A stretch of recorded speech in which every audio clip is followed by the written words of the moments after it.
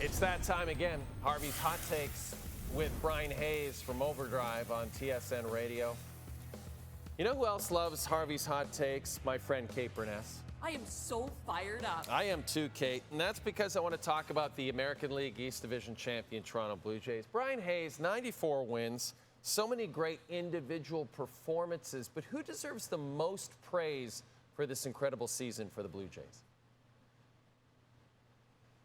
Well, I think it's a cop-out to say the whole organization, but honestly, you probably could answer this question that way, Jay. But if I'm going to focus, I got a few guys in particular that I think deserve the most love. And I think what sticks out about these guys is they've completely redeemed themselves considering where they were this time last year. And I think the best trait you can have as an athlete or as a manager or as a general manager is you don't get swayed by public opinion. And at the forefront of that is George Springer, who has had truly one of the great redemption seasons in Toronto sports history. And I don't say that lightly. I mean, last year and the year before, the wheels had completely fallen off for George. And he's not a young guy. He makes a lot of money.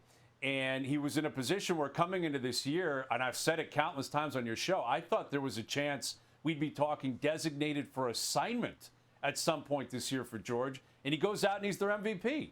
And that's precisely what he's been. He's been their best player and their most important player. And his stats across the board have been electric, and especially post All-Star break. And that's when this team took off, right? This team was kind of sputtering in April and through May. And they got to the All-Star break, and it was uncertain what was going to happen. And George Springer said, we're taking this team, and we're going for a ride. And he's hit for power. He's hit for average. He's been consistent. He's reclaimed his spot atop the order. He's batting leadoff again. He can play right field, left field, DH. He can do it all. The only thing that stopped him this year is when he took a fastball to the head. That's the only thing that stopped him. And even when he came back from that, he was better than ever. So George Springer is at the forefront of that in terms of leading the redemption tour. I would say Alejandro Kirk is right behind him. And obviously it ended with a bang when you consider Game 162 and him going out for a curtain call and blowing kisses to the fans, something I don't think I've ever seen before from Alejandro Kirk. But he signed a big contract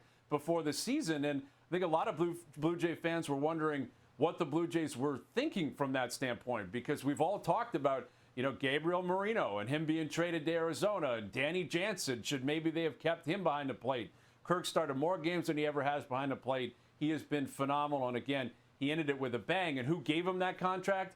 Ross Atkins. And I think Ross deserves a lot of flowers because Ross took more heat as the GM of the Blue Jays than maybe any other GM I can think, if you include the Jays, the Raptors, the Maple Leafs, TFC, the Argos, the Toronto Rock. You can go all the way down the list. The Scepters. I mean, I don't think there's ever been a GM that has been at the forefront of that much criticism and that much ridicule, where people in this city were wondering, how is Ross Atkins possibly going to stick around? And he's the GM that finds a way to bring in all these pieces. A lot of them weren't even available to him this year, like Santander. Scherzer wasn't available half the year. Jeff Hoffman was available, but it wasn't great, giving up a lot of home runs. His ERA obviously wasn't great in that closer role, playing, coming out in the ninth inning throughout the season. And yet it was guys like Addison Barger and guys like Nathan Lucas and guys like Ernie Clement. And I could go on and on and on, including the manager who he hired, and he put faith in, John Schneider, to push all the right buttons. So Ross Atkins, Alejandro Kirk, George Springer, I could go on and on and on. It was an incredible season. It was a season of redemption for the Blue Jays, and full credit to them, because winning the AL East is not something they do often. It's been 10 years since they've done it, 2015, and prior to that, you got to go back all the way to the early 90s. So just an incredible redemption season for a lot of these players and the manager and the GM when you think of the Jays this season. We know that the postseason for the Jays will begin on Saturday at Skydome, the ALDS. The opponent will be either the Boston Red Sox or the New York Yankees. Bryan, who should Jays fans want to win in this wild card round, and who should they want the Jays to face starting Saturday? I think it's the Yankees, and I think that's going to surprise people because, again, they finished with the same record as the Blue Jays, obviously, and the Red Sox finished with 89 wins. But Garrett Crochet scares me.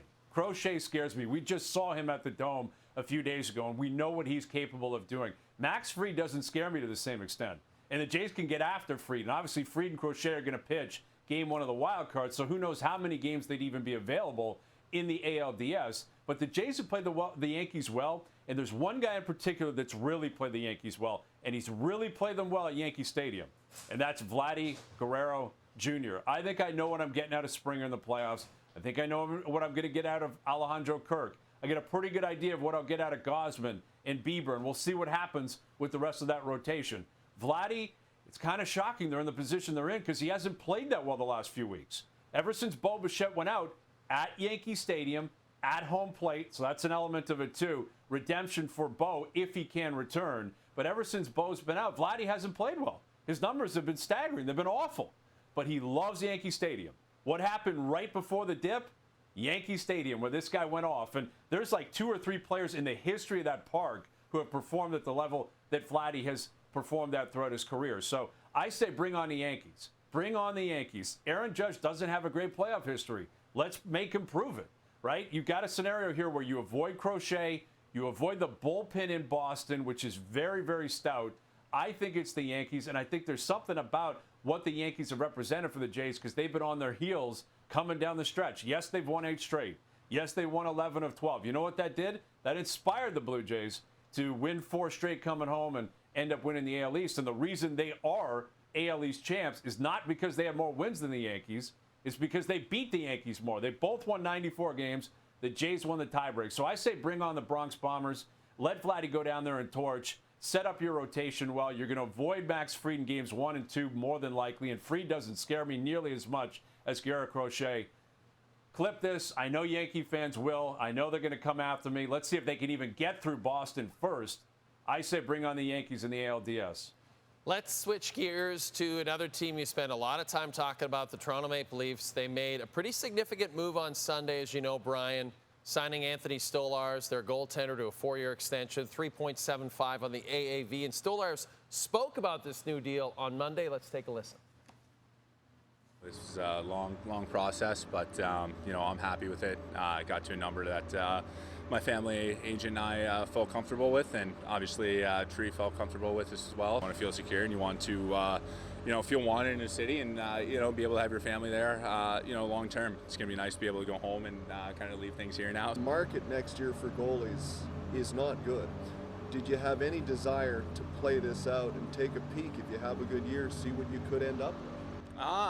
You obviously have those thoughts, but at the end of the day, this is where I wanted to be.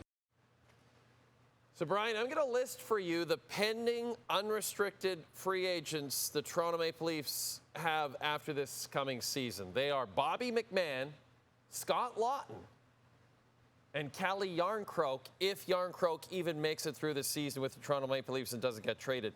Brian, what are you and the boys on Overdrive even going to talk about all season if we don't have an upcoming Matthews, Marner, Tavares, Nylander contract situation to discuss?